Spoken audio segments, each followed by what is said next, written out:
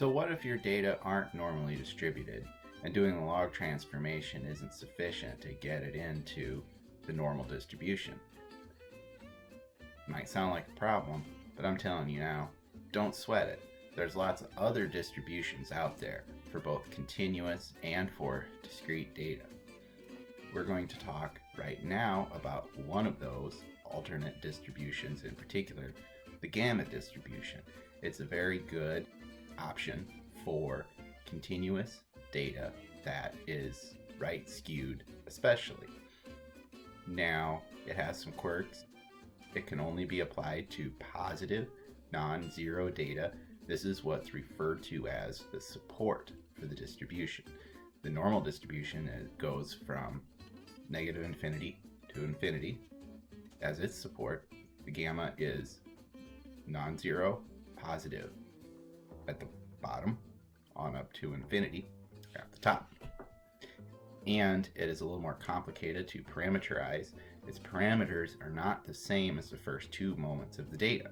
In the normal distribution, we just gave it mean, standard deviation, the first and the second moments of the data respectively. Those are the parameters of the distribution. Here we need to use those same moments to calculate the parameters, but R does a lot of that for us. So we're going to review that later in this lesson. This lesson has really been designed to show that fitting your data to the proper distribution is not just a matter of some pedantic academic exercise. It is actually something that can lend you to have better results with your data when your models are based on assumptions that more closely align with the way your data actually are and actually behave. You're more likely to get a favorable result that reflects the actuality of the patterns in your data. So for an example, we're going to use a data set that I helped analyze on raptor responses to prescribed fire. The hypothesis was that birds are attracted to prescribed fire because they have the opportunity to come and get creatures that are escaping the fire or are borne aloft by convective plumes in the smoke, or they're able to swirl around afterwards and find organisms for food that have been burned by the fire, or maybe they just want to ride around in the thermals that are uplifting out of the cloud. Anyway, it's based on some observations that some colleagues made where they saw more raptors coming into these fires, so they decided to actually count them. Before a prescribed burn, they would go and count the number of raptors they see in the sky above the potential burn unit, and then they would also count during the burn. So I converted these data to the difference. We were focused on the effect of the fire, so we subtracted the pre-burn data from the during burn data to focus on whether the difference is positive, which would suggest that raptors were attracted to the burn, or whether the difference was negative, which would suggest that raptors were repulsed by the burn. Or if the difference was zero, then we say that there's no difference between the number of raptors before the burn and after the burn, so there was no effect of fire in attracting or repelling birds. Those are really the three options. And I ended up using the gamma distribution to show evidence of some species of raptors, the Swainson's hawk, being attracted to prescribed burning. So let's work through the steps that I use to analyze these data in the process of publishing this paper. We'll start with loading the tidyverse package.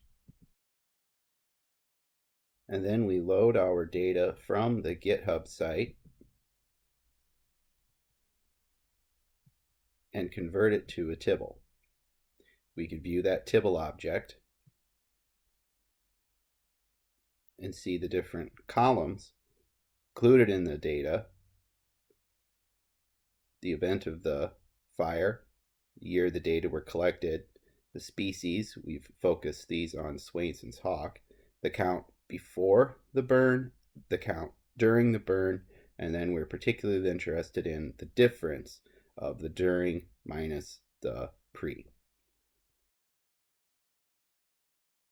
we'll use ggplot to create a histogram and density graph of these data, and then stat function to show the normal and log normal theoretical distributions.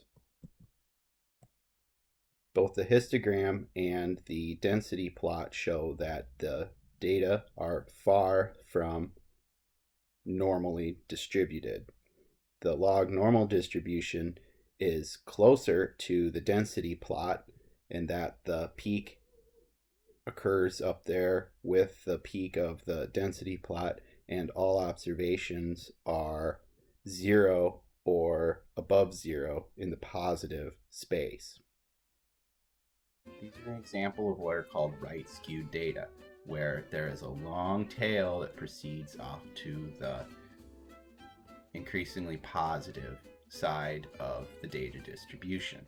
We really have two options when handling right-skewed data. Let's review the two options generally right now. Could have a right-skewed distribution, clearly not normal, and we can think about how a box plot would reflect the median, the moments, and then these outliers lying out on the right-hand tail. Right-skewed distributions can still be handled even though they are not a normal nor a Gaussian distribution. Our options include fitting a log normal distribution, which was requiring us to perform a data transformation to find a log of the variable. Alternatively, we can fit a model that runs on a gamma distribution, such as a generalized linear model. This doesn't require us to transform the data, but models them as is.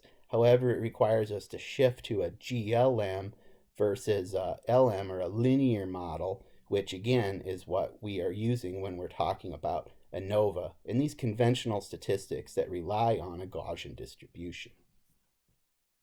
To get the parameters for the gamma distribution, we can use fitDistr with the gamma distribution specified.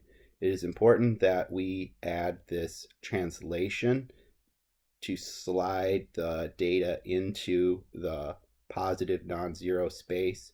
As you can see here, we have some 0 observations, and the gamma distribution only works with positive non-zero support. However, we can add this trivial amount to make it technically not 0, and we can still get a gamma distribution without making a substantial change to the underlying data. Let's talk a little bit about the parameters that go into distributions. They're typically based on 2 moments of the data, although there are a few exceptions to the 2-moment rule. The first is often the mean, which is represented as lowercase mu, and then the second moment is the variance, which is often represented as the square of lowercase sigma. Now, when we're talking about the normal distribution, our parameters are the same as the data moments. So when we put in mean, we're referring to mu. When we put in standard deviation, that's our sigma squared. But the gamma distribution is different. The parameters for the gamma distribution are calculated from the data moments, such that the first parameter, the shape parameter, or the alpha parameter, is calculated by the square of mu over the sigma squared. The second parameter, rate, or the beta parameter, is calculated as mu over sigma squared. So whether we're using d gamma or r gamma, we always have to define the shape and the rate, not mean and standard deviation. Fortunately, MAS and fitDistr will calculate this for us by putting in the gamma function, and always make sure that you have capital G in fitDistr. And here we see the 2 parameters that we can use to define a gamma distribution, the shape and the rate. Now we can plug shape and rate into the arguments in stat function to be passed to the d gamma function. The ggplot call we have set up here will compare the gamma distribution to the log normal distribution.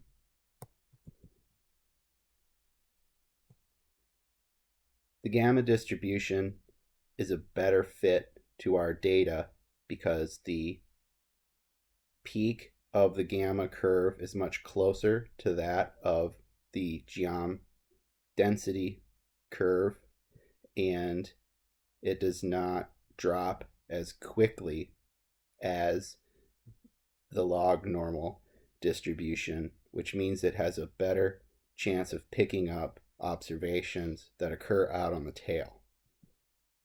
Note also that once it gets past the actual data and where the geom density begins to decline, the gamma curve crosses the log normal, meaning that it is less likely than the log normal to pick up very high observations. So it is the gamma distribution has a higher probability of picking up median and values just above 20, and it's less likely to pick up values above 50. We're introducing now a slick set of functions that I call R functions. These are different than the D functions, in that the D functions gave us the distributions of data based on the parameters that we feed it, whether that's for norm or log norm or gamma. The R functions will apply to the same distributions, norm, normal, log normal, and gamma, but the R stands for random numbers. We are going to give it the same arguments in terms of the distribution parameters. So if it were normal or log normal, we'd give it the mean, the standard deviation, or the mean log, or SD log, or for gamma, we give it shape or rate. But here we also define n, a number of observations we want to pull randomly from a distribution that follows that shape.